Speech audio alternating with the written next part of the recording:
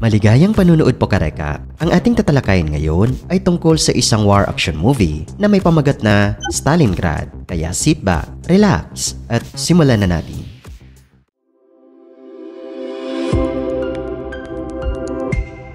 Nagsisimula ang pelikula mga Karekap sa Japan noong March 2011. Patapos ang isang trahedyang lindol na dulot ng tsunami ay agad na rumisponde ang pandaigdigang komunidad para tumulong sa mga biktima. Maya-maya ay isang doktor ang kumausap sa mga taong naipit sa mga gumuhong gusali gamit ang mikropono na nakakabit sa isang kamera. Isa sa mga biktima sa ilalim ng gusali ay sina. Kinuwento niya ang kanyang kalagayan sa doktor at siniguro naman ng doktor na tutulungan siya. Nakiusap din sina na manatili ang doktor at kausapin siya. Sa pagkakataong ito Karekap ay kinuwento nina ang tungkol sa kanyang ama at ina. Sagot naman ng doktor ay mayroon siyang 5 ama at lahat sila ay patay na. Nagulat sina at sinabing imposible iyon. Doon na nagsimulang ikwento ng doktor ang kanyang istorya Karekap. Panahon ng taglagas sa taong 1942 ay dumaan ang mga sundalong Ruso sa Volga River para agawin ang kontrol sa Pangpang. 4 sa kanila ang may planong pasukin ng gusali at putulin ang mga kable ng bomba. Subalit ay nakita sila ng isang German captain na si Khan habang palapit sila sa gusali.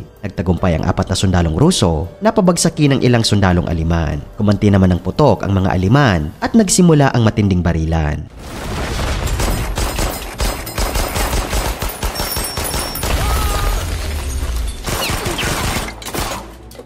Si Captain Gromov, ang pinuno ng mga sundalong Ruso, ay handa nang putulin ang kable ng bomba pero dumating si Captain Khan at naglaban ang dalawa.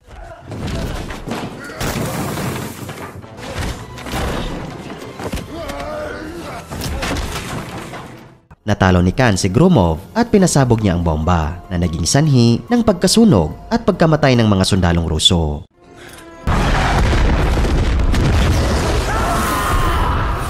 May isa pang sundalong Ruso ang nagtangkang umatake kay Khan mula sa likuran pero mabilis siyang pinatay ni Khan. Sa labas Karekap ay patuloy ang sagupaan ng mga sundalong Ruso at Aliman.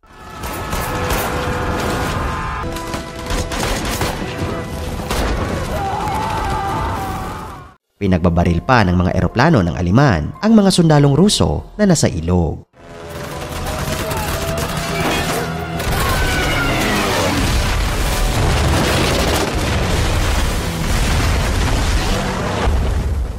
Sa loob naman ng gusali ay naririnig ni Gromov at ng sundalong si Chanov ang kakaibang ingay. Nang kanilang imbestigahan kung ano ito, ay nakita ni Gromov si Sergei, isa ring sundalong Ruso na nakabitin sa kisame. Matapos siyang pababain, ay tinanong ni Gromov kung ano ang nalalaman niya tungkol sa mga Aliman. Bigla namang tinawag ni Chanov si Gromov at nadiskubre nila na may isang sundalong Aliman na may hawak na bihag. Isa sa mga tao ni Gromov ang umatake sa Aliman at napatumba ito. Laking gulat nila nang makita na ang bihag ay isang babae. Maya-maya pa ay dumating ang isa pang sundalo at nagpakilalang si Pakov. 5 sundalo na sila ngayon kasama ang babae. Sabi ng doktor, ang 5 sundalong ito raw ang naging mga ama niya at ang babae ang kanyang ina. Kinabukasan Karekap ay isang eroplano ang bumagsak na nagpagising sa babae.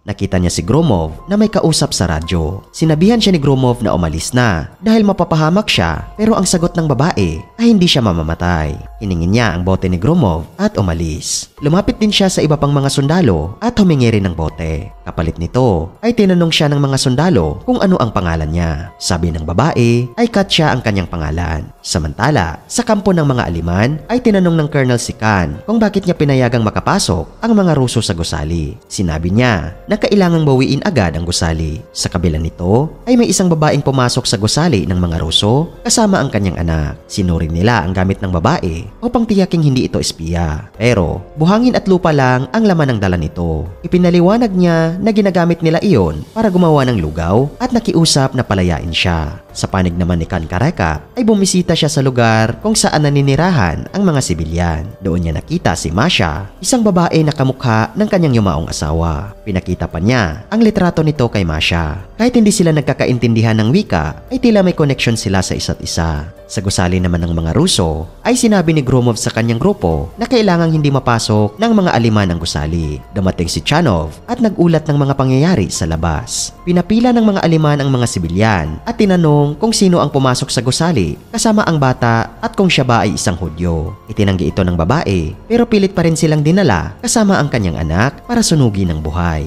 Sinubukang barilin ni Chanov ang opisyal ng mga Aleman mula sa gusali pero wala siyang klarong tiyempo. Walang awa ay sinunog ng mga Aleman karekap ng buhay ang babae at ang kanyang anak.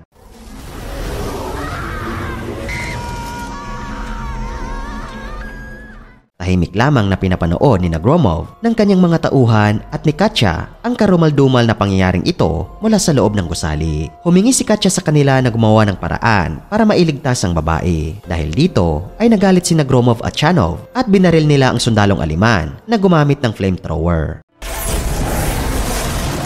Dahil dito ay sumiklab ang panibagong labanan sa pagitan ng Aleman at mga Ruso.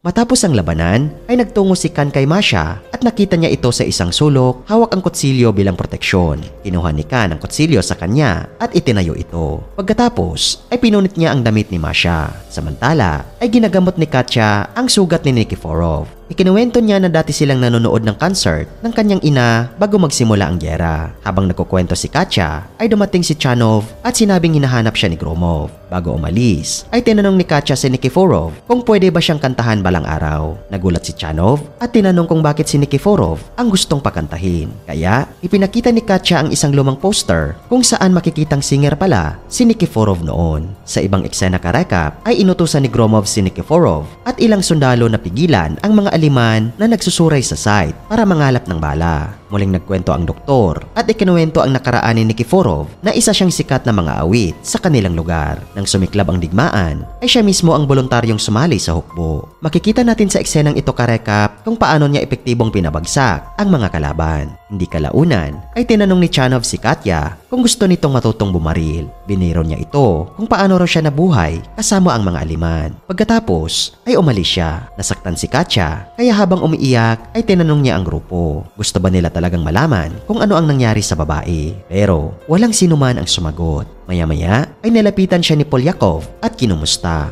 Ikinuwento nito ang tungkol sa kanyang pamilya na pinatay ng mga Aleman. Pagkatapos ay lumapit si Katya kay Chanov at nakiusap na turuan siyang gumamit ng baril. Habang tinuturuan siya ay napansin ni Katya si Masha. Sa likod ni Masha ay may isang sundalong Aleman na pumunta sa puso para uminom. Sinabihan siya ni Chanov na barilin ito. Pinigilan sana siya ni Gromov pero pinaputokan na ni Katya ang sundalo.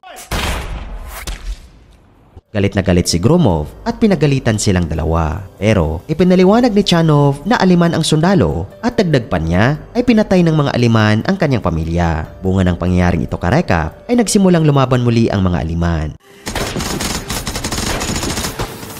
Sa gitna ng sagupaan ay tinamaan sa braso si Chanov. Samantala ay dumating sina Colonel Hensi at ilang sundalong Aleman sa kampo ng mga sibilyan at nadatnan si Khan kasama si Masha. Pinagalitan ni Hensi si Khan dahil raw sa pagkahumaling nito sa isang babaeng Ruso at sa pagkabigong mabawi ang gusali. Sa sumunod na eksena karekap ay kinausap ni Gromov si Katya at pinilit siyang umalis. Sabi niya ay nahuhulog na raw ang mga sundalo sa kanya at kapag mamatay siya ay mawawasak ang kanilang damdamin. Pero iginiit ni Katya na gusto niyang lumaban kasama sila. Sagot ni Gromov ay bata pa raw siya at dapat siyang umalis. Pero ipinakita ni Katya ang kanyang passport at doon nalaman ni Gromov na kaarawan pala ni Katya at 19 na taong gulang na siya sa araw na iyon. Pagkatapos ay tahimik na iniwan ni Gromov si Katya. Dumating si Sergey at sinabing dapat tigilan na niya si Katya. Sa inis ay sinuntok siya ni Gromov at sinabing hindi sa kanya ang babae. Sa ibang eksena naman karekap ay isinasakay ng mga Aleman ang mga sibilyan papunta sa istasyon. Si Khan ay abalang hinahanap si Masha at nakasakay ng sasakyan para siya'y masundan. Sa kuta ng mga Ruso, sina Sergey at Polyakov ay matagumpay na nagpaputok ng bala papunta sa kampo ng mga Aleman dahilan upang masira ito. Pagkatapos ay nagdiwang ang grupo kasama si Katya.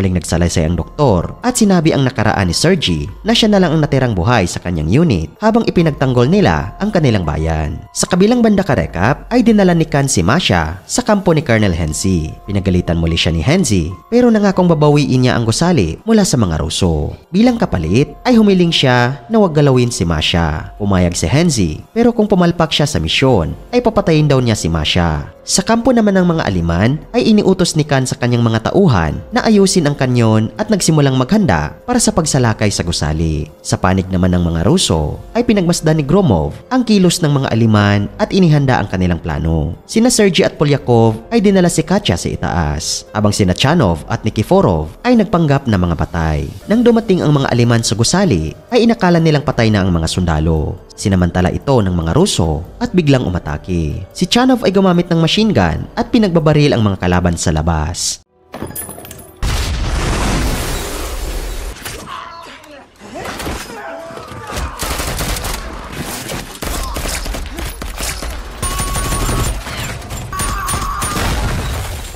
Sa huli, si Gromov ay matagumpay na nahuli si Khan. Pero nawalan siya ng atensyon nang makita niyang inaatake si Chanov ng isang sundalong Aliman. Habang abala si Gromov sa pagsagip kay Chanov ay nakatakas si Khan. Muli siyang pinagalitan ni Colonel Hensi dahil nabigo na naman sa misyon. Pagkatapos ay nagtungo si Hensi sa punong himpilan. Sinabihan naman si Khan ang kanyang mga tauhan na handa na ang kanyon. Samantala ay nilapitan ni Gromov si Katya at muli siyang pinalayas. Habang pinipilit siyang paalisin ay biglang pinaputokan ng mga Aliman ang buong bahay gamit ang kanyon.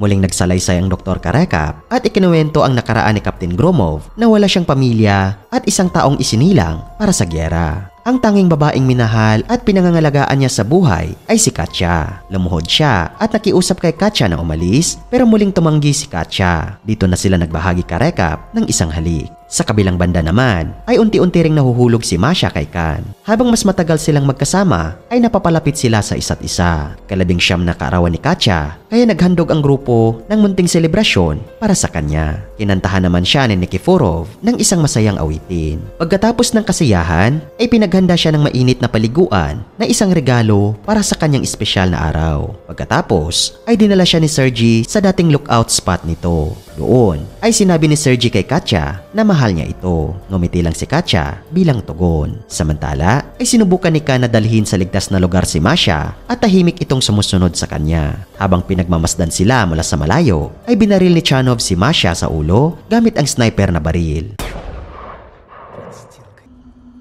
Sa pagkabiglat sakit ay lumuhod si Khan sa tabi ni Masha at nagluksa. Kasabay nito ay narinig niya ang isang pagsabog sa malapit. Habang nagaganap ito ay lumalaban si Nikiforov sa mga sundalong Aliman. Ngunit nabaril siya ni Khan at dinala bilang bihag. Ipinakita ni Colonel Hensi ang paghanga kay Khan dahil sa pagdala ng sundalong Ruso. Ngunit bago siya mapatay ay nagawang saksakinin ni Nikiforov si Hensi at pinaslang ito. Bilang ganti ay binaril siya ni Khan at napatay.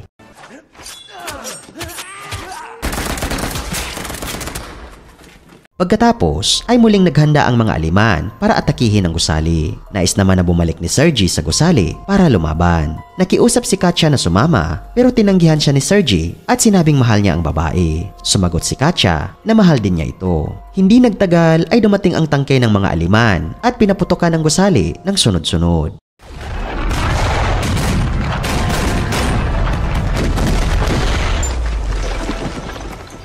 Dahil sa pagsabog ay napatay si Chanov. Sumubok pa si Polyakov na labanan ang mga Aliman, ngunit napatay rin siya ni Khan.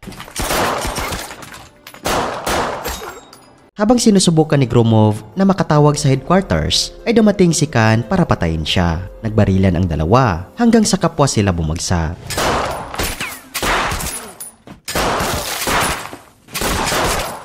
Pagkatapos ay dumating si Sergey at tinutukan ng baril si Khan pero inutusan siya ni Gromov na tumawag na lang sa headquarters. Matagumpay niyang nakontak ang base at humiling ng airstrike sa kanilang lokasyon. Wala nang nagawa sina Sergey, Gromov at Khan kundi ang hintayin ang kanilang kamatayan. Bago sila mamatay ay sinigurado ni Sergey kay Gromov na ligtas si Katya at ipinagtapat niya na mahal siya nito. Sa huli ay nakita ni Katya ang gusaling winawasak ng airstrike. Umiiyak siyang pinagmamasdan ang mga taong mahal niya habang unti-unting nawawala sa gitna ng abo.